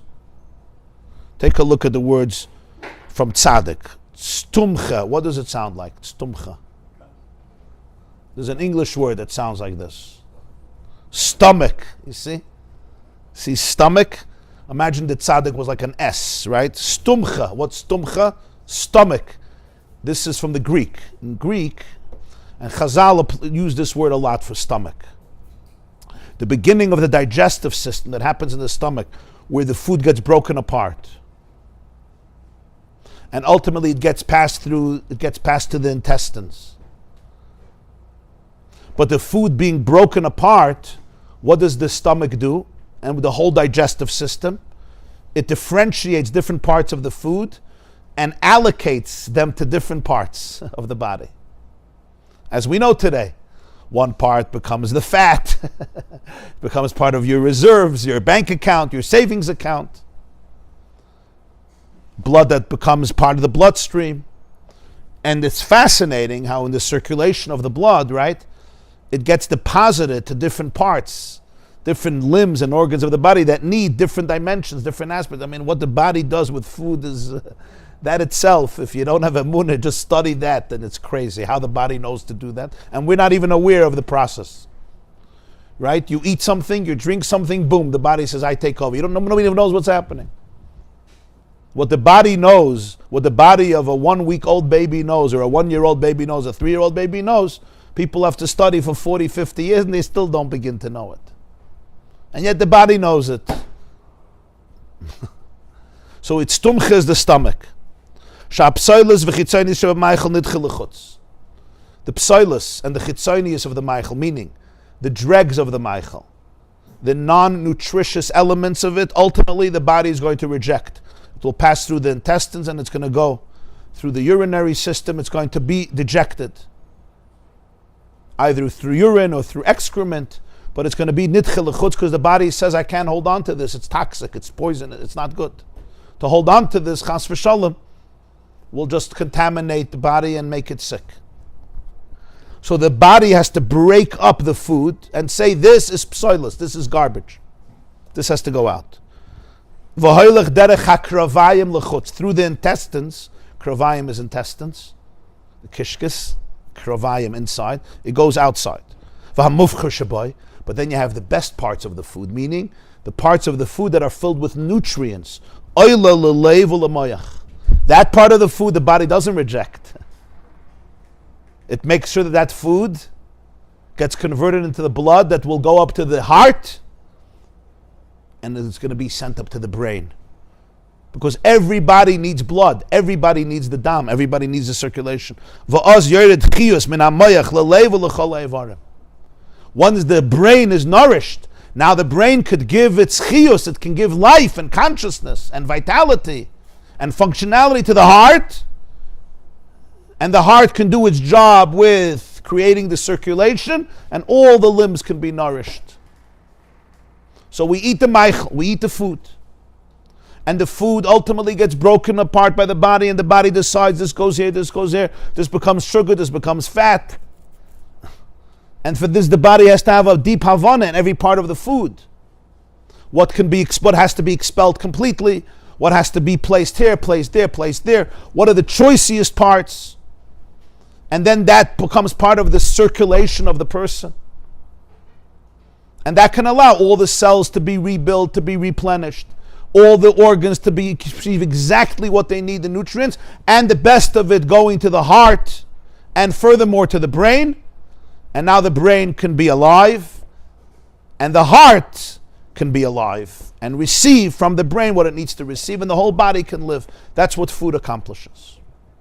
He says here the process bekitzer, but it's fascinating how what he says here bekitzer is so consistent. Today we know so much more because of X-rays, because of what we have today, the instruments with the reality of food. This is all a mashal. Why are Carbonus called food? It's a mashal. The pasuk says, we say it in the morning in Vayevarech David, you give life to everybody. Va'ata mechayes kula. Shechiyus kalolim is what derech dug mechayes hanefesh beguf.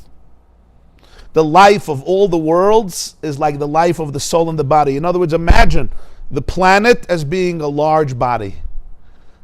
And it has a soul. Just like individually in the micro, you have a soul and you have a body. In the macro, the entire planet is one guf. The ecosystem is completely balanced. It's a guf. Heaven and earth, there's a synchronization, just like in a body. And it has one consciousness, one soul that gives it life. The whole world is a guf gadol. And if you want to zoom out even more, it's all the worlds. It's a large body. So you could zoom in and zoom out. When you zoom in, it's my body and my soul. I have my body and you have your body. When you zoom out a little bit, it's not my body and your body. It's all of us together. Because think about it. Let's think about it even logically. And this is a very big yesod in Chassidus. Where does my body end and your body begin? You say, well, it's obvious. My body ends right here, right?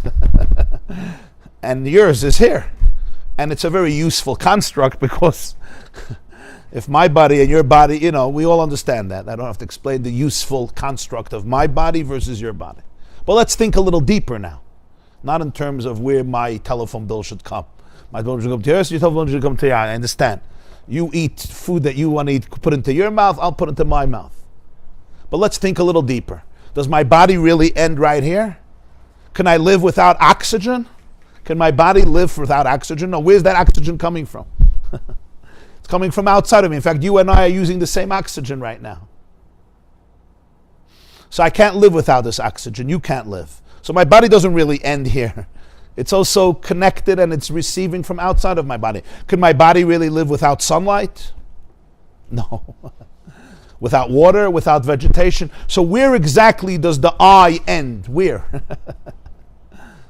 Of course it doesn't. It doesn't. We're all one guf.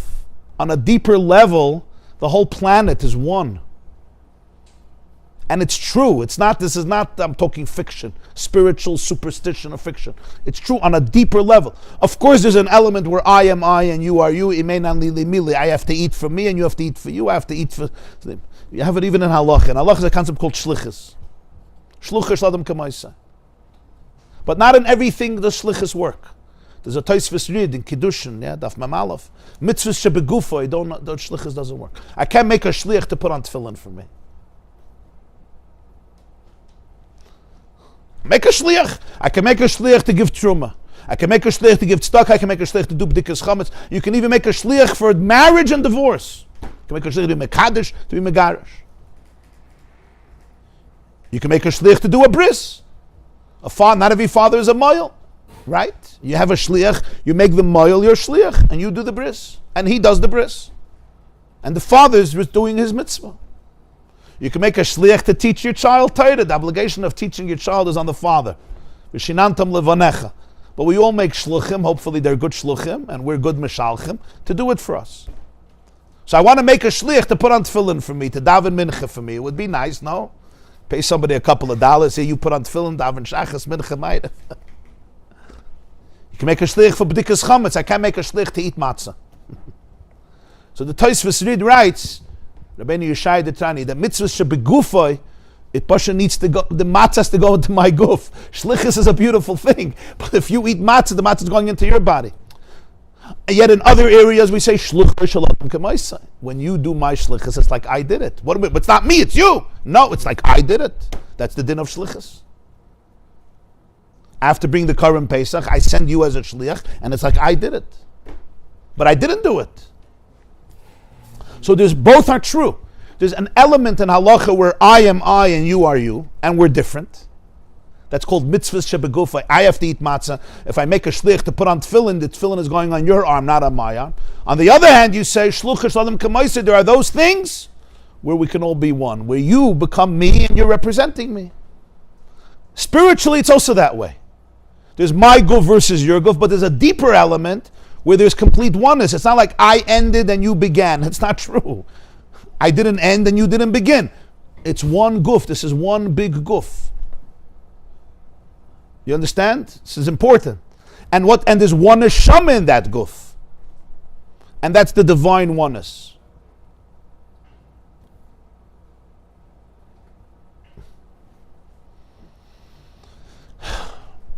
What happens in trauma? What happens in trauma is we can't live with that oneness. We have to survive. If I'm trying to protect myself, right? If you're shooting arrows at me 24 hours a day, the worst thing I can do for myself is say, oh, we're all one. I cover my head like this, and I'm going into that mode, and I have to remain disengaged. Because if I open myself up to the other, I can get hurt very badly. So we disconnect from the oneness, and it becomes survival. So all survival disconnects you from oneness. And when I become disconnected from that oneness, I can't experience the flow of the soul that connects the whole world. Because I'm just in survival mode. I have to be isolated. So we become very, very lonely people. So to be able to open myself up to this, there has to be a new connection. It's like the wires get cut. Chas v'shalom of certain parts in the brain, like wires, neurons, they get cut and there's no functionality. The guf is not connected to this part. In fact, today in neuroscience, they know there's from scans that with certain experiences of children, they shut down. You go offline. You should go offline. There's no flow over there. You go offline. It doesn't function anymore. And you survive with that offline. Because for that to be online, it's dangerous. Maybe my emotional self, if my emotional self is online, it's dangerous. So I go offline. I disconnect and then I'm fine. That's even in myself. Now imagine with the whole world, there's a oneness, there's a neshama, but in order to connect to that, I need trust. I need a relationship. I need attachment. I can't be lonely and in the threat. So you need to connect the wires. That's what Carbonus are. You have to reconnect that chiyus. But it's not just me individually, it's us. Because va'ata mechaya es kulam. There's a large oneness that sits in the world.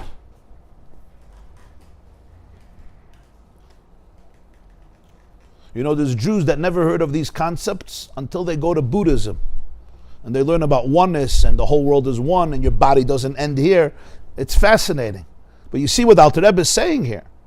How you have to understand the universe. There's understanding the universe in terms of very individual elements. But then there's understanding it as one large guf. And there's a chiyus that connects everything. And that's the real truth. Because to see me as me and you as you is a very immature construct of reality. Everyone needs everybody. I'm taking from you and you're taking from me. I'm taking from the sun. I'm taking from the moon. I'm taking from the atmosphere. I'm taking from the oxygen.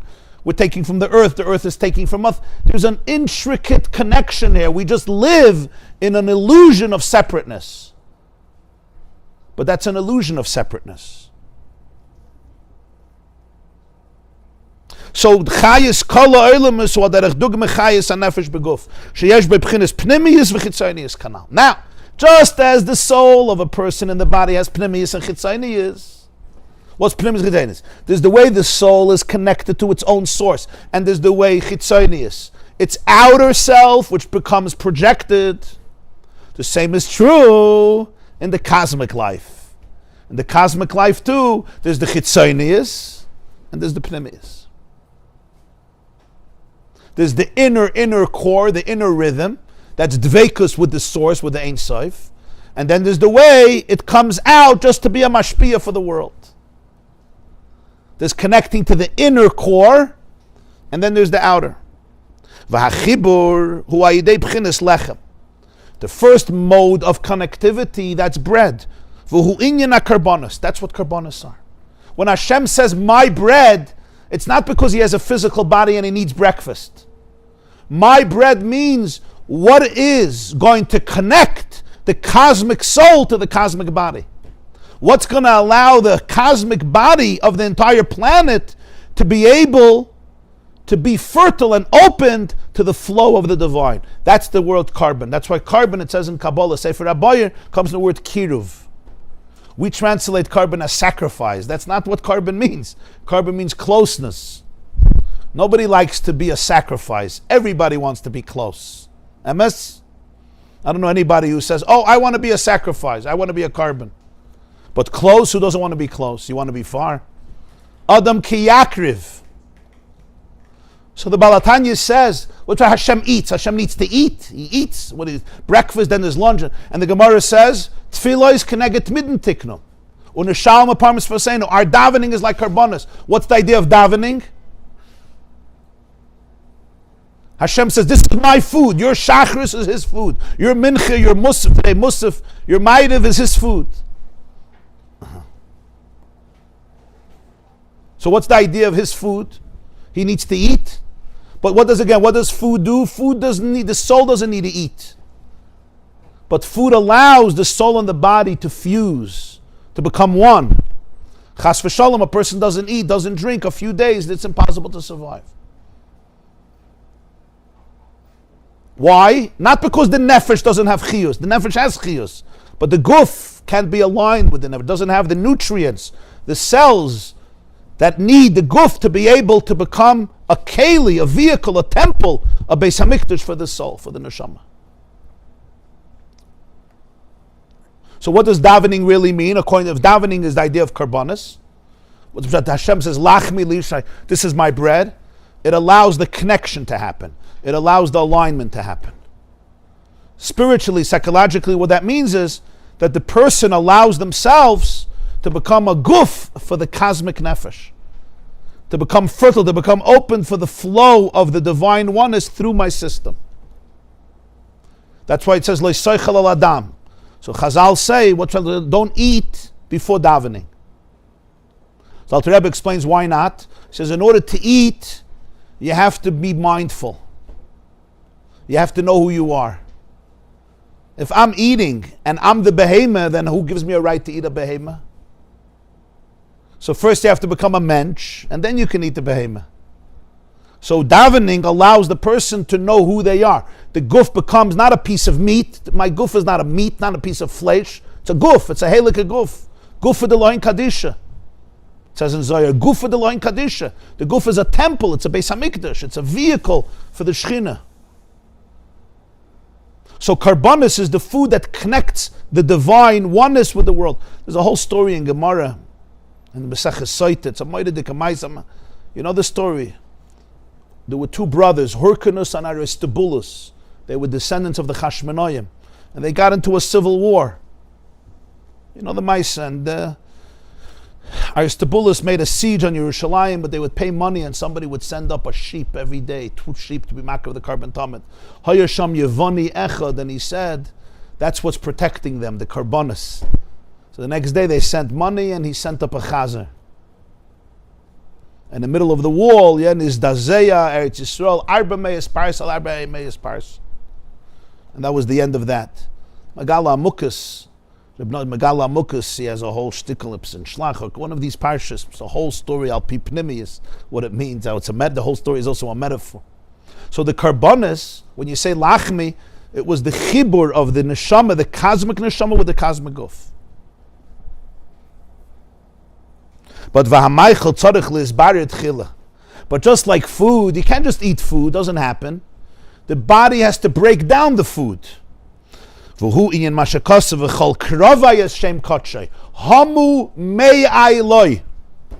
says in Yirmiyah, we say it Rosh Hashanah, Habein Yakir li Ephraim. My son Ephraim is precious to me. And he says, Midei dabri boy, Zachar eskirenu oid al kain hamu mei loy rachem rachamenu mashem. My meiayim, what are meiayim? Intestines. The meiayim, you have a say roscha b'seich meiay. My meiayim, the boich, the intestines, the inner venix, the hamu, it gets stirred. We also say in Nishmas, v'chol krovai is shem kotchay. My kishkes, my krovayim, my intestines, praise Hashem's name. Alter Rebbe says it's not stam aloshin, my kishkes. There's a whole process called kishkes spiritually. What do the intestines do? What do the meyayim do? They break down the food. Part of the food goes to the Beis HaKisei. Part of the food becomes fat. Part of the food becomes blood. The blood itself has different parts. Even though it goes through the whole body, different organs need different levels of blood. It's moededik how the body knows all this. So it says the Balatanya, Sheyesh Malachim Shem Chines Einayim Einei Hashem. There's malachim that are called eyes, God's eyes. Yesh b'chinas haznayim, Hashem's ears. V'yesh b'chinas kravayim. There's malachim, meaning spiritual energies that are called kishkes, intestines. Shehem ha-mevarerim. They are mevarer the Carbonus. Sha'psoilus nitchil lechutz.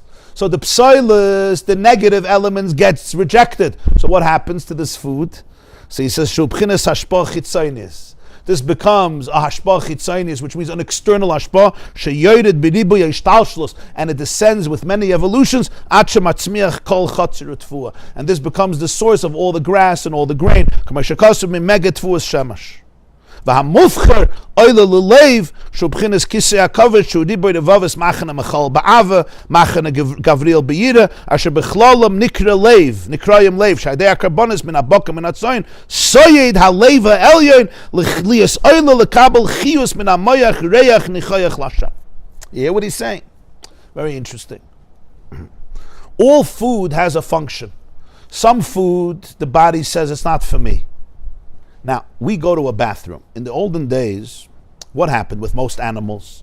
They would go to the bathroom. The excrement was used. You know what it was used for? Fertilizer. It's very powerful. It becomes nutrients for the earth to grow. There was a Jew, Fritz Haber. He was a chemist. He won the Nobel Prize because he developed synthetic fertilizer. Nobody could eat anymore. There was not enough fertilizer to be able to create enough crop, enough produce for the humanity. Everybody would have starved.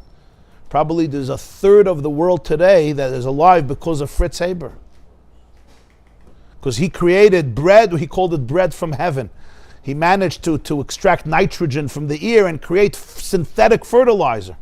So the excrement, today we have a different system because of the Industrial Revolution and the toilets and everything. But the tsoya that the body gives out, it's not stam, something becomes of it. It goes into the earth and it becomes part of the earth. But obviously it's not for the guf. So that's a mushal. Even that which is psoilus on one level, it becomes fertilizer on another level. You have to know, nothing is stam garnished. So the Baal Tanya says spiritually it's also that way. The divine Michael that connects the Hashem and the world, there's the krevayim, the kishkas that break up that food. And says, okay, this food, this is psoilus. So what happens to the psoilus? The Rebbe says all physical pleasures, all tanugim gashmim, that comes from the psoilus of the divine food. And it's matzmiach, all physical pleasures. That's the idea. The Alter Rebbe says the Baal Pa'ir. You know, one of the Avodah Zaras was Baal Pa'ir. What's Baal Pa'ir? You know Baal Pa'ir. The Jews were nichshel in it in Mayav, B'nais Mayav, in Parshas Pinchas. Parshas Balak, Pinchas. What happens? What's Baal Pa'ir? It's a crazy Avodah Zarah. You know how you worship it? You go to the bathroom in front of it. You defecate. You should go to the bathroom in front of the Baal Pa'ir. Now, who makes an Avodah Zarah like that? It's Tamashugana. That's how you honor your God. And the Jews were nichshel in it. So Chassidus explains something very deep. What's tsoya? What's excrement? It comes from very good place. It comes from food. But it's the psoilus that the body rejects and says, this is not for me. The same is true you have in the whole world. All physical pleasures that are divorced from spirituality, it's like the tsoya that comes from Hashem's food. The kravayim break it apart and says, this is Tanugim Gashmi. The Baal Pa'ir, the idea was, they worshipped tsoya. They worshipped Gashmi is divorced from Ruchnius. And that's what addiction is. When a person starts drinking, what are they doing? They think the alcohol is going to give them pleasure. It gives them pleasure for 20 minutes. Tomorrow they have to drink more. If I'm a binger, I'm addicted to food. I think this cake is going to give me pleasure. For how long? 10 minutes till I have to go to the bathroom and go into a depression. Why? Because all real pleasure is pleasure that's connected to the source. If it's connected to the source and it feeds my source, it'll give me pleasure. If not, it's going to be a distraction. But what happens often in life? We start worshiping the external pleasure instead of seeing the alignment, the connection.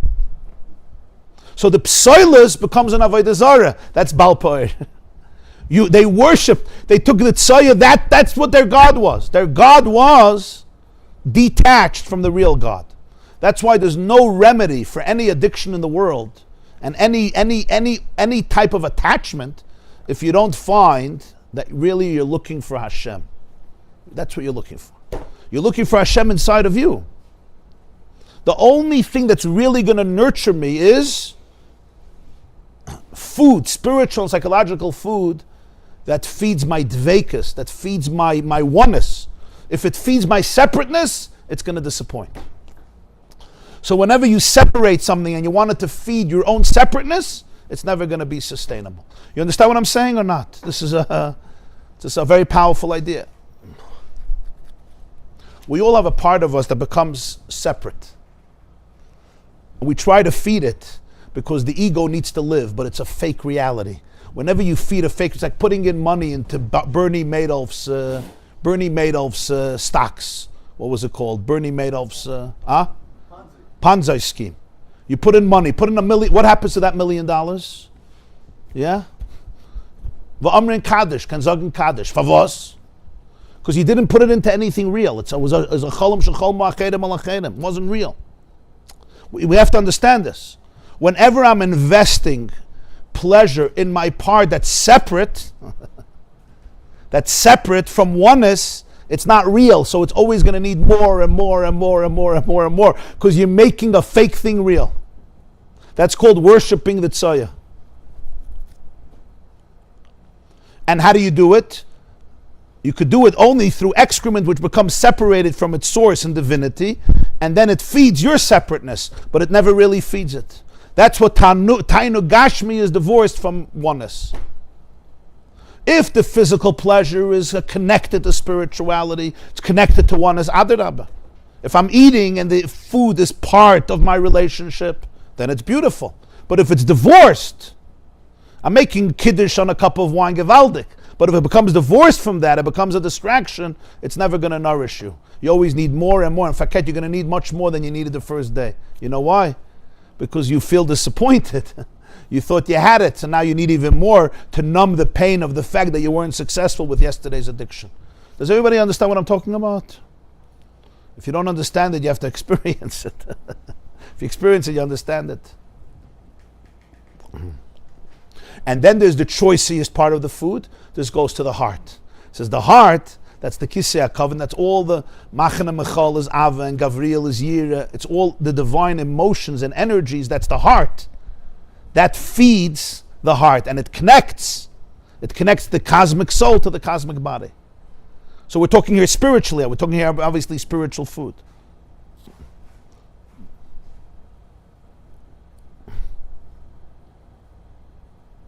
So the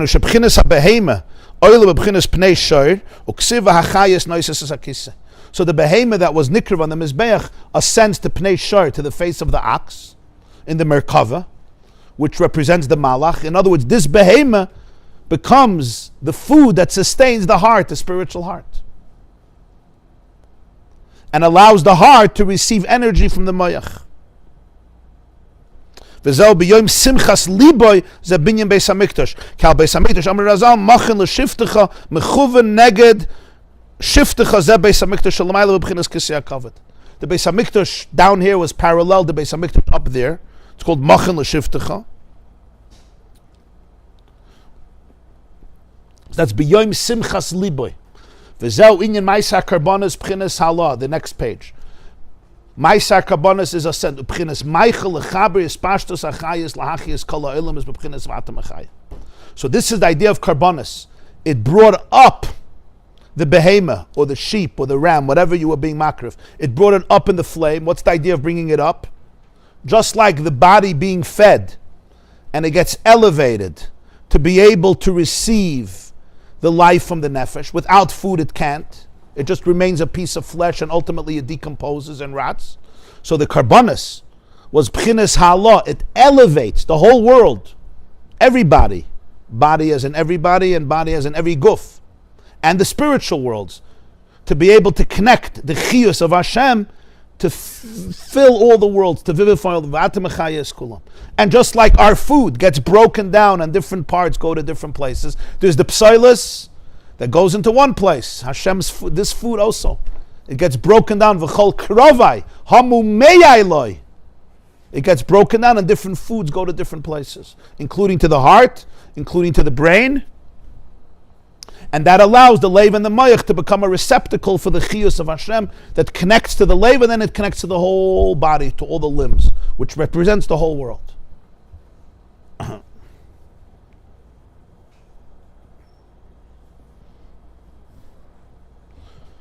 Okay, I think we'll take a break here. A little bit of a longer shiur. And Be'ezrat Hashem, I just want to finish the Maimer. We still have another piece here. So we'll have a shiur. Tomorrow morning is a shiur for women at 9:30. You could tell your wives or daughters. And we'll have a shiur Wednesday morning. Seder. That's Beis Tammuz, 7:45 a.m. Thursday we'll also have, but we'll have Wednesday, 7:45 a.m. Hope we'll be able to finish the Maimer. Everybody have a wonderful day. Und a guten Chodesh und a freilichen Chodesh. Use it for a slogan. No, That's cute.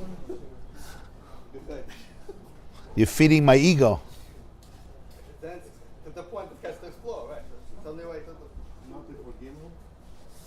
That's Thursday morning. We'll have a shiur Thursday morning. Mittwoch bei Nacht haben sie a große Verbringen, I think, in one of the halls. Mittwoch bei Nacht. I have to look where, but I saw they promoted it. Ist verstanden?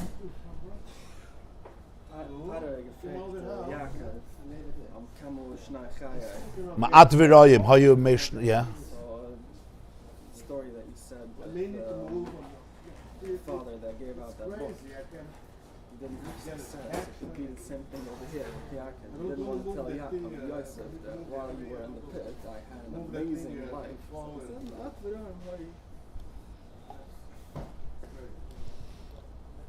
But Yosef was there at the meeting. He knew that everybody's going to hear, the president. So he didn't want Yosef to feel that his father was sitting. Gan Eden. But why do you have to say that? Maybe Yaakov was just saying what he felt like. Yaakov said that. So you're saying it was to make Yosef feel good. So he didn't want to say that his life was good. But Taka, he was in grief for 22 years. It says, Vayefka say Aviv, Vayemoyin Lisnachem. Yaakov wasn't comforted. He said, I'm going to go down to the grave in grief. So it was. But Chazal do say some sharp things about what Yaakov said. Because he said, Ma'at v'royim, a whole, So in the Gemara, discusses the consequences. But you're saying it was to make Yosef feel better. Bechlal, the whole story is a pella. Since when do you meet somebody who's an old man, right? He was 130 years old. You say, how old are you? People don't do that. Certainly not the first question. You ask a kid, how old are you? A bacher. Usually, yeah, you're the king. Ayid comes in. Yaakov, obviously, he didn't look like 20 years old. He was 130. How old are you? Huh? It's interesting, the first question, huh? What? And Yaakov could have just told him how old he is. Instead, he starts complaining how bad his life was. Pari never asked him about that. Huh? Up my hara from Pari, sagst du? It's an interesting story. First of all, Pari's question is strange. You don't have such a conversation. And even if it was, L'may nafka mina, in Torah, there's probably a billion conversations people say, how old are you? But that's not, you don't have such a conversation. Like his father, when he a lot of times So, like his father, when someone asks him to be on brother, they always complain and say something bad, like you shouldn't be on brother. It's the same. Lavan didn't ask Yaakov, how old are you? Yaakov didn't ask Rachel, how old are you? Even if Pari asked it, L'may nafka mina, like what, sorry, he asked it. And Yaakov complains about it. So you have to, there's a, Something deeper. there's some, obviously. And the fact that the Torah records it. First of all, Pari was a king, so it's like a fit v'akenig, right? It's a strange question. Ask somebody else how old he is. That's what you do, right? V'altazer, how much money is he worth? You ask other people, you don't know.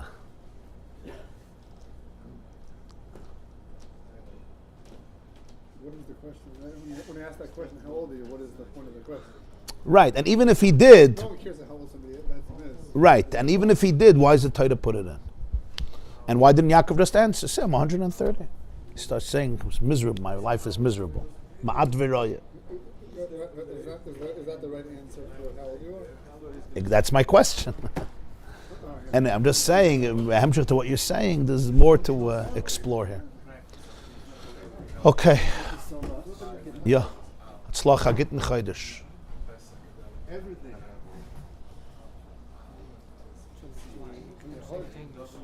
Ah. Wegen was? Ich kann da gucken und Likkutei Torah, ist eine ganze Meime. You know, Likkutei Torah, Likkutei Sichos Oter. Chelik Daled, Parshas Balak, in the Hisafos.